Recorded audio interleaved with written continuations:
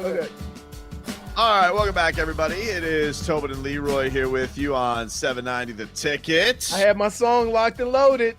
I want to give a big shout out to Jay Fig for not only the job she does on the show every single day, but controlling the chaos. Awesome job yesterday controlling the chaos that was that show, because she had to get Christian Wilkins in, and she has to deal with the host, and she has to deal with Jaelan and Robbie. I had so many things going on. And I couldn't even imagine, Jay Fig. You did it, and it was as seamless as it can get, and for an experimental first time we're doing the broadcast. So big shout out to you. You did an amazing job.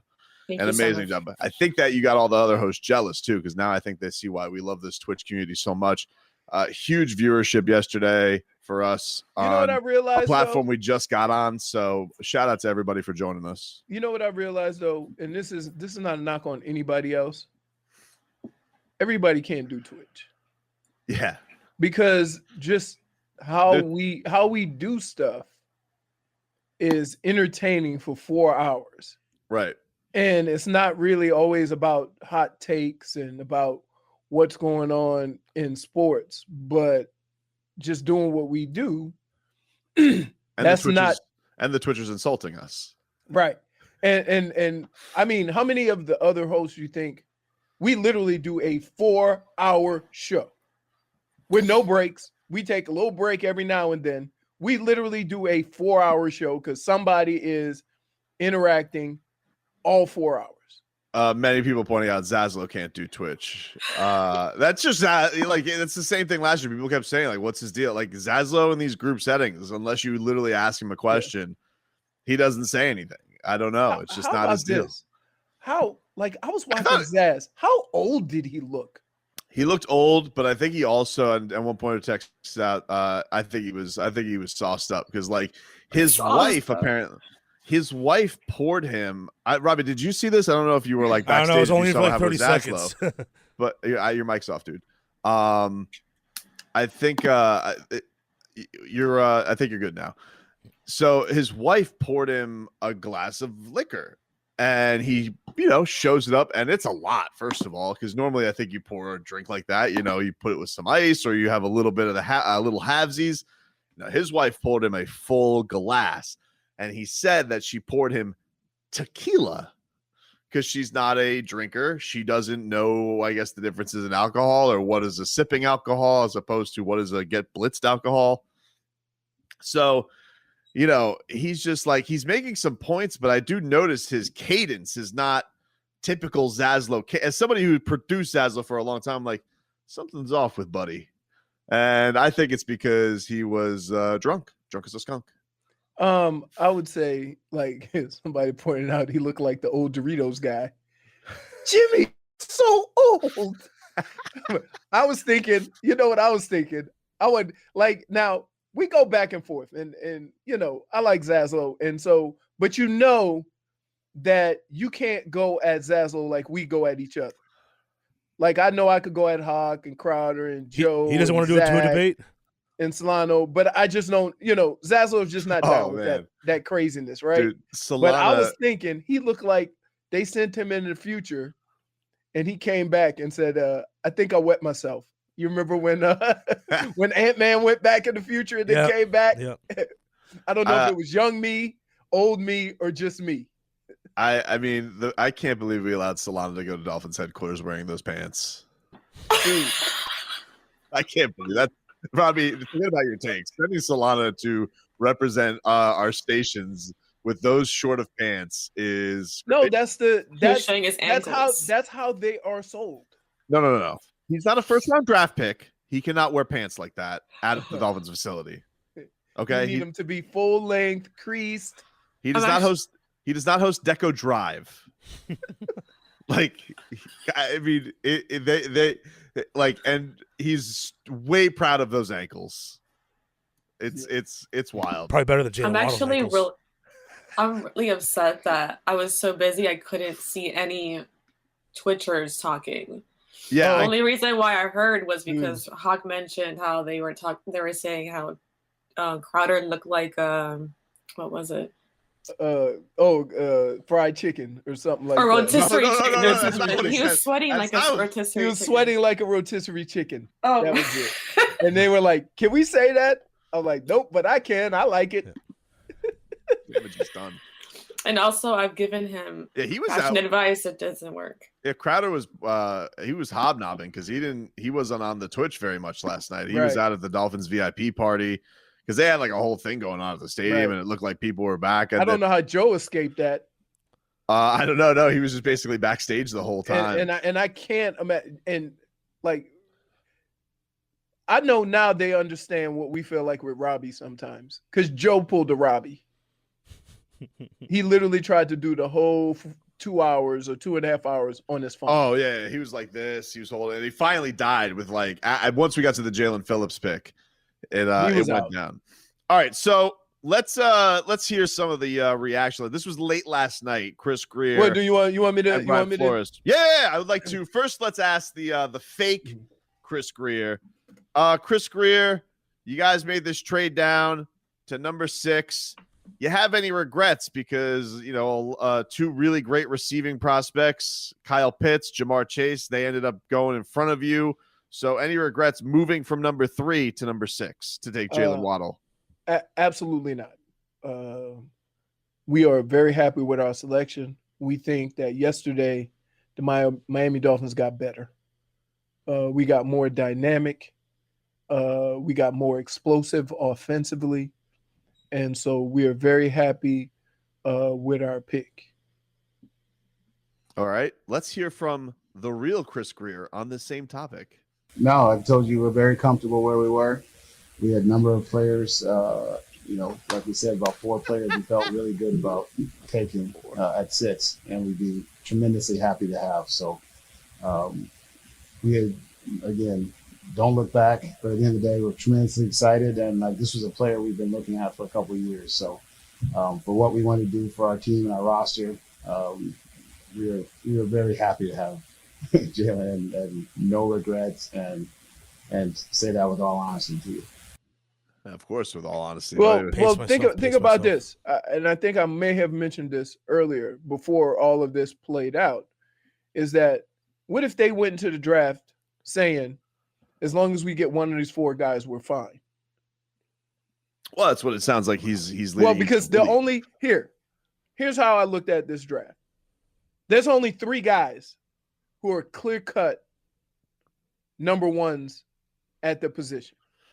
Trevor Lawrence, Penei Sewell, Kyle Pitts. Mm-hmm. Okay. One of those guys was there. Now, the other guys, okay, I think, you could say, okay, Jamar Chase, Waddle, Smith, however you want to, put them in what order you want to put them in. But could you be happy with any one of those? There were reports that came out, and we didn't know if it was smoke or not, but there were reports. I'm trying to remember. I think was it Florio who said it? There was a Waddle. They think of Waddle higher than Jamar Chase even before last night. That was a thing during the week. Now, I don't know what you want to do with that. Right. Robbie, you don't have to not talk. You could have some takes. I just said. Well, but here's the problem. Robbie is like a water leak. Let him off the leash. He's like a water leak. Soon as the water starts flowing, if you can't plug that hole, it's just going to keep going. Yeah, once the dike is open, it's right. It's going flooded. But yeah, so if they felt that way, then I'm fine. Again, I think they played a game with the draft, and that was that they figured out 2 weeks ago or 3 weeks ago when they made the trade. They tried to figure out how this was going to play out, and they probably thought that 4 quarterbacks were going to go. Yeah, and that Cincinnati, because this Cincinnati Jamar Chase thing only started happening recently. Oh, people can change their minds. They were always going to take Penei Sewell. I didn't know. I thought people had to make up their minds 3 weeks before the draft. I didn't know that. But Robbie, it's not making up your mind. It's not making up your mind. It's the trade presented itself, and when you weigh the options at the time of the trade, you play this scenario out in your mind.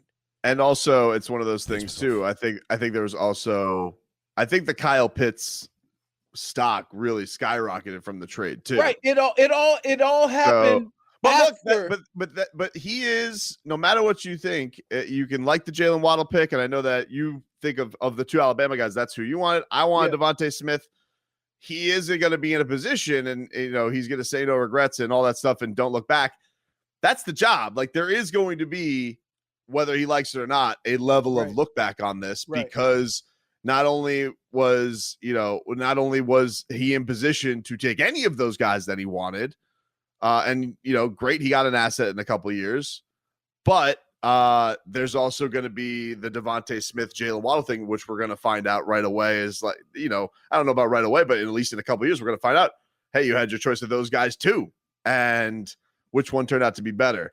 So he's got a couple of those now that are going to be hanging over his head for a couple of years. One of them is probably actually going to be even more pressure because it's going to be Tua versus Herbert, and usually quarterback's going to be bigger. But now he's got this receiver thing that's hanging over his head, as far as, hey, I could have either stayed at 3, and even if it's the trade back, did any of those did Devontae Smith end up being a lot better than Jaylen Waddle did?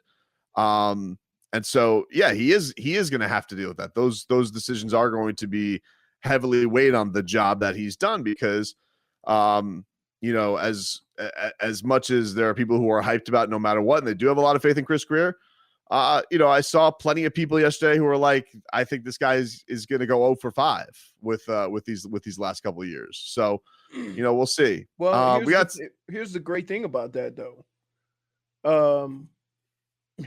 You can go 0 for 5 because you have so many picks. If you get 2 or 3 players out of both years' drafts, that's fine. Well, you got to, if you're going to go 0 for 5 strong, I would say you have to go 1 for 5, and it has to be a home run. Like, you got to have a good slugging percentage. Right. But I don't okay.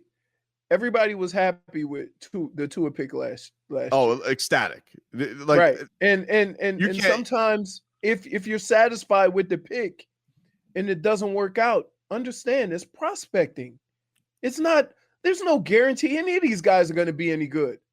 So it's almost unfair to the process to then 3 years later say, oh, well, this guy didn't work out. There's a lot of guys that get drafted in the first round don't work out.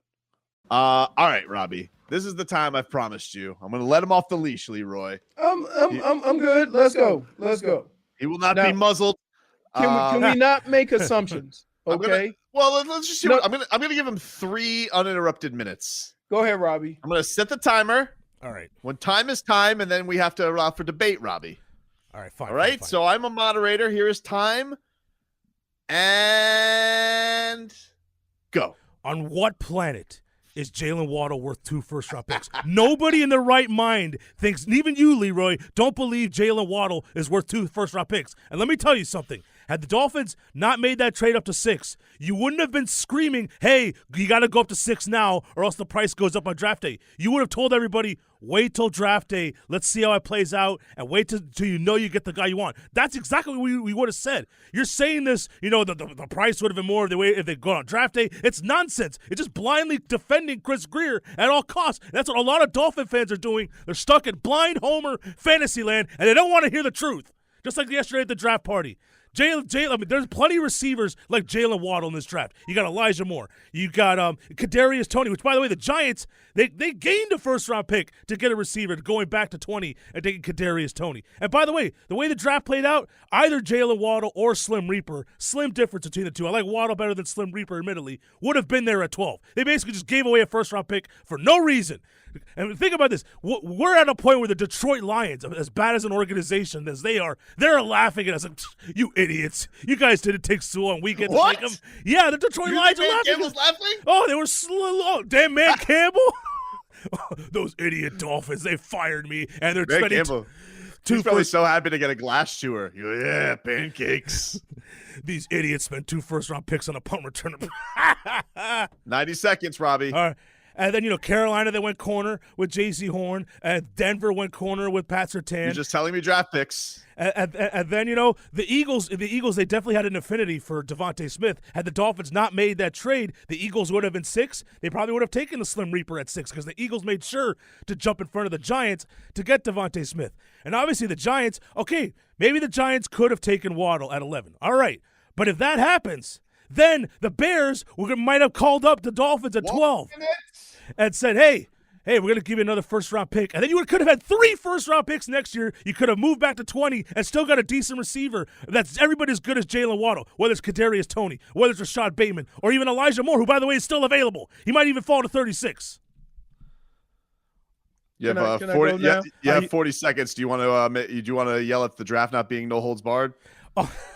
Yeah, you know what? Yeah, we had blatant false advertising on this station nonstop for a month now that this draft party was going to be no holds bars. But it sounds like all the bars are being held. All of them. I came in there, I was kicked out at 30 seconds because of my behavior. And I remember last year's draft party. I was the best behaved at last year's draft party. He was an expert. And then I get punished. 10 seconds. Nobody told me the Dolphins are going to be listening. That wasn't explained in the email. And you know what? I'm glad that they heard what I had to say because somebody has to say it. They need some hard truth. Time. All right, go Leroy. Time. By the way, before you go, Leroy, do you think that he would have been as clear-headed with the draft picks this year, or do you think he would have been too crazed with the Jaylen Waddle to tell us who all these guys are? Because that was Robbie's superpower that was unleashed in the year before.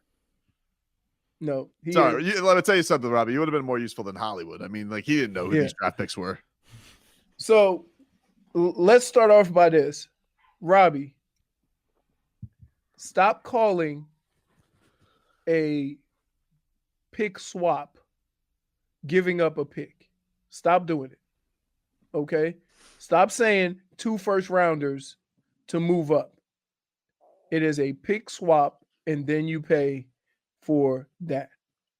So a pick that wasn't theirs either. Or right. a net pick. That's beside the point. Now, I'm going to keep saying this because we tend to forget how this actually played out. Okay? We got to go back 3 weeks to see how this played out. And if you look at all your mock drafts 3 weeks ago, okay, Chase or Pitts would have been available at 6. That being said, I hate after the draft when we make these assumptions. Are we assuming that the Dolphins wanted Kyle Pitts or Jamar Chase? Yes. Okay. Do you think that's a fair assumption? It is. But I'm just saying. I think we all do. What if they moved to 6 and thought we're going to be able to get one of these 4 guys? But we all believe, though, Leroy, when Chris Greer says that, he's fluffing it up. And that's fine. I get what the job is. I get what the job is. But I think for the most part, there was an audible disappointment at that Dolphins headquarter party when Chase and Pitts were off the board. Those 2 guys, the Dolphin fan wanted one of those 2 guys. And there's a lot of people that were shocked by it. And so you get into the draft, and Robbie's saying, you could have traded back because these guys would have been available. Well, you're playing the same game the Dolphins just did. They traded back to 6 thinking that Chase or Pitts would be available, and they weren't. So you're saying you could have dropped back to 12 and they would have been available. But you're doing the same thing. Yeah, this is the thing, though. This is where I would get pissed at a weatherman for not knowing that it's going to rain. That's Chris Greer. Chris Greer's job is to know the temperature of how a draft is going to fall. And I would say this. If there was a big miss, and I don't know what the big miss was, but yes, it was Kyle Pitts. His hype did blow up. But I would say probably the bigger miss is because we didn't know what San Francisco was making that trade for. If we did assume it was Mac Jones, then perhaps they thought that Trey Lance was going to go, because if they're taking Mac Jones, someone's for sure going to jump up to take Trey Lance. Right. And so if that was the miss, that they thought it was going to be 4 quarterbacks taken and it only ended up being 3, that's a big swing. That's a big swing and a miss, because then you're not taking the temperature right of who is going to be in front of you. Nobody knew. Well, that's so but that's on them. Again, with the best information you have, right? And the knowledge that up until yesterday at about 6:20, everybody thought San Francisco was going to take Mac Jones. Now, I didn't think Mac Jones was better than the other two guys, but everybody made the assumption that San Francisco was going to take Mac Brown. Can I just say with Mac Jones? Mac Jones. I'm gonna enjoy rooting against him. I hate his. I don't like the way he walks. I don't like his. He's so made for Sully and Murph. Like that power walk that he had to the stage, like he was disrespected, bro. I can't believe you went in the top 15. I am stunned. That makes anybody. Sense. And by the way, anybody comparing him to Tom Brady, like this is the same thing. Tom Brady was picked 199th. That's what I tell people. In the same. That's what I tell people when they say Jaylen Waddle is like Tyreek Hill. Tyreek Hill was a 5th-round pick. that was the sell. Yeah. That was. I will say this though, Robbie. The one thing with Jaylen Waddle that I do like, because he's not the guy I wanted either. Okay, you guys know I was a Slim Reaper guy. First I wanted Chase, but the Alabama guy I wanted was Devontae.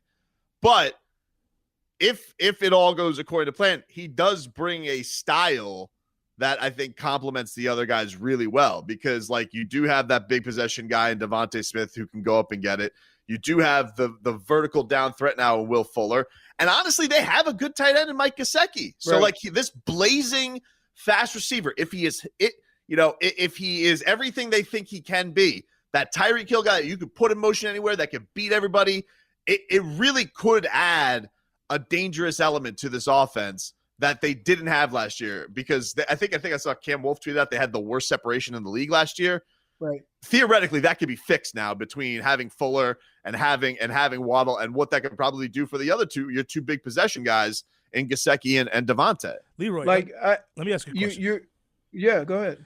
So you're saying Chris Greer, when he made this trade 3 weeks ago, all the mock drafts were saying, that it was not that Pitts or Chase were going to be available. That, the Falcons are going to take a quarterback and the Bengals were going to take a Penei Sewell. Right. Is Chris Greer really giving away a first-round pick based on what the mock drafts are saying? The amateurs already mock drafts? No, I'm not. I love that. Robbie, let's play this out in our own head, okay?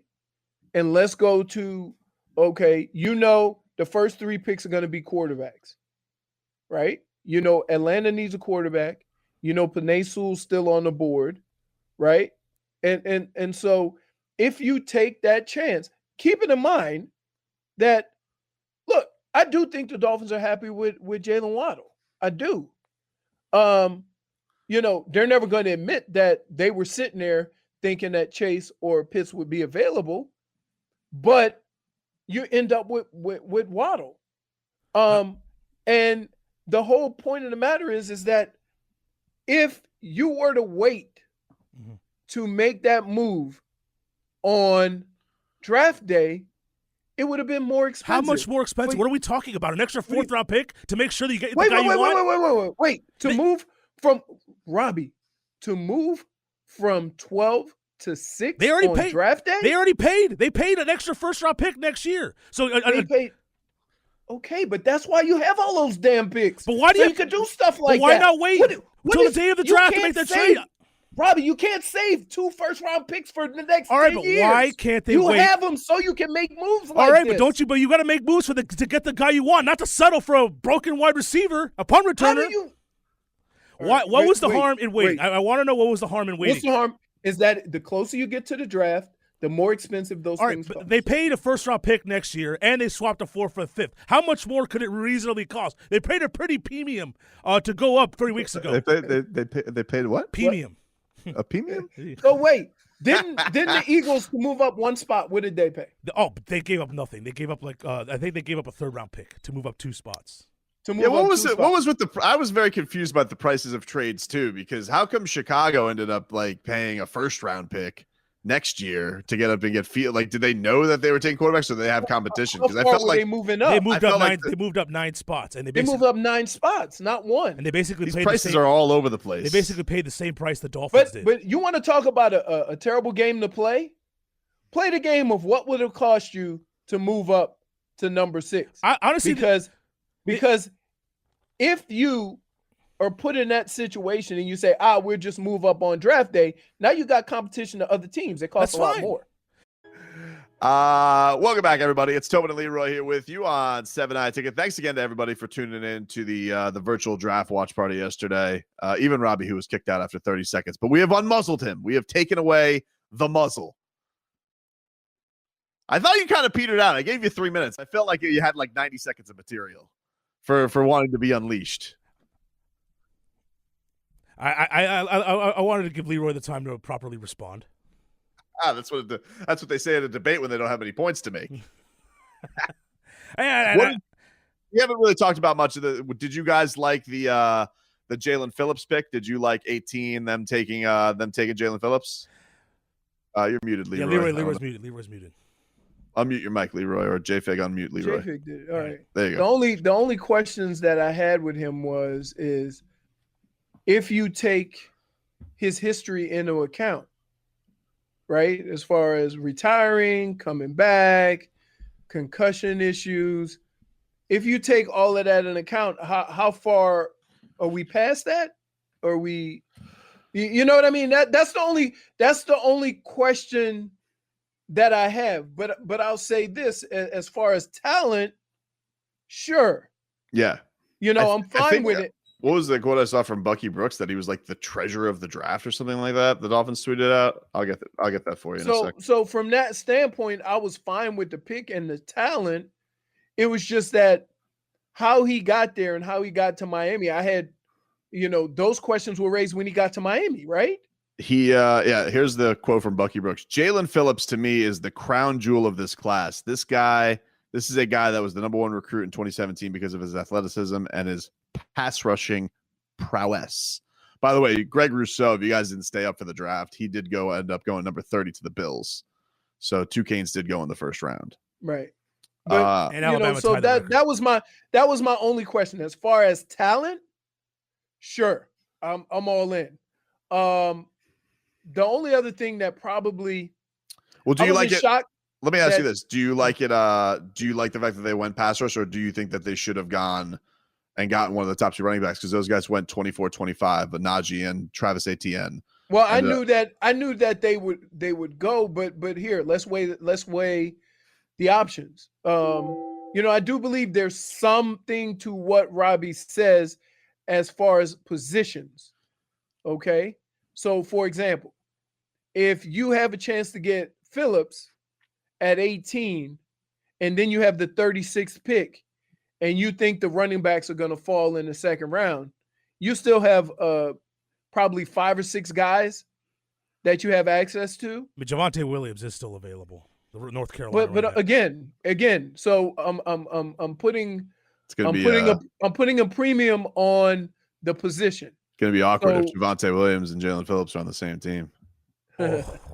Mr. Three Bills. Yeah. So that's what I'm doing. I'm putting a premium on positions. So what's more important, a pass rusher or a running back? And the drafts have shown recent years that premium is on pass rush. So you sit and wait because you have 36, which is only 4 picks into the second round. Yeah, and the first pick is Jacksonville today. We know they're not going to take a running back. Right, because they took ATN. But so from that standpoint, yeah, I could see them. I'm much more willing to take the risk at running back than I am of staying at 12 and hoping for the best at wide receiver. You see, because what Robbie is throwing all of these guys out there that were available.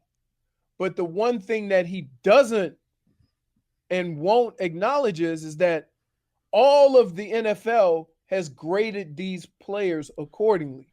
And one of the reasons why the receiver that you think is going to be a good pick is still available because of the grade that he got. Now, you can give him a better grade, but I have proof right now that 32 teams didn't give him as high a grade as you. Look, you're right. There's maybe a chance that if they stayed at 12, although the Smith, Chase, and Waddle could have been gone. You're right. There is a possibility. But even still, the difference between Jaylen Waddle and the next group of receivers is not worth an extra first-round picks next year. There's no way. Nobody could say that with a straight face. Robbie, that is why you acquire these picks.